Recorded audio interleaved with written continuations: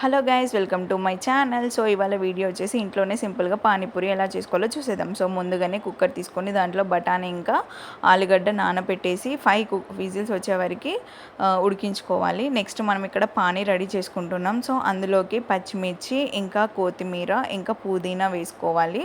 So ఇందాక మనము చింతపండు నానబెట్టుకున్నాం కదా, సో అది దాంట్లో నుండి గుజ్జు కొంచెం తీసేసి మిక్సీ గ్రైండ్ చేసుకోవాలన్నమాట.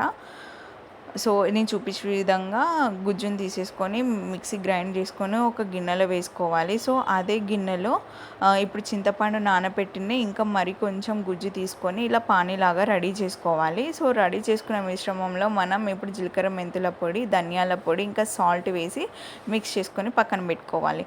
సో ఇప్పుడు మనం పూరి రెడీ చేసుకుంటున్నాం అనమాట. సో మేము ఇది రెడీమేడ్లో తెచ్చుకున్నాము పూరీస్, స్మార్ట్లో 1 kg తెచ్చుకున్నాం అనమాట. సో 100 రూపీస్ పడింది. సో మీరు కూడా పర్చేస్ చేసుకోవాలంటే సూపర్ మార్కెట్స్లో ఉంటాయి. సో ఇక్కడ నేను పూరీస్ అనేది ఫ్రై చేస్తున్నాను. మంచిగానే ఫ్రై అవుతున్నాయి, చాలా పెద్ద సైజులోనే కూడా వచ్చినాయి అన్నమాట. ఏవి కూడా ఫ్లాప్ అవ్వలేదు. సో మనం ఇది తీసేనాక మెత్తగా అనిపిస్తే కానీ కొంచెం అయినాక టెంపరేచర్ వైజ్ గట్టిగానే ఉంటాయి. సో అలా మనకి ఎన్ని పూరీస్ కావాలో అన్ని పూరీస్ రెడీ చేసుకుందాం.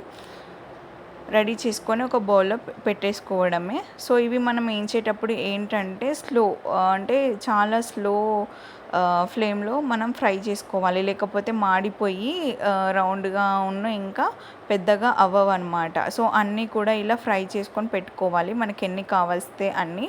సో ఇక్కడ ఇంకో సైడ్ నేను ఆల్రెడీ ఉడకబెడుతున్నాను చెప్పాను కదా, నేను ఉడకబెట్టిన 3 విజిల్స్కి, కానీ అది అవ్వలేదన్నమాట. సో అందులోనే మళ్ళీ కొద్దిగా వాటర్, కారం పొడి, చాట్ మసాలా, ధనియాల పొడి, వాటర్ వేసేసి మళ్ళీ ఇంకో 2 విజిల్స్ పెట్టి ఉడికించిన అనమాట. సో ఉడికించినాక ఫైనల్ అవుట్పుట్ అది వచ్చింది.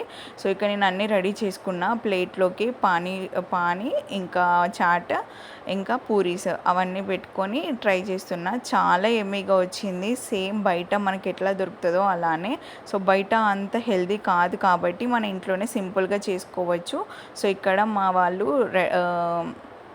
ట్రై చేస్తున్నారు, చాలా బాగుందంట మా డాడీ చెప్తున్నారు. సో మీరు కూడా ఇంట్లో ఇలా సింపుల్గా చేసుకొని ఎంజాయ్ చేయండి. ఇప్పుడు ఇంకా రెయినీ సీజన్ కాబట్టి ఇంకా బాగుంటుంది. సో నా వీడియో నచ్చితే మాత్రం ఖచ్చితంగా సబ్స్క్రైబ్.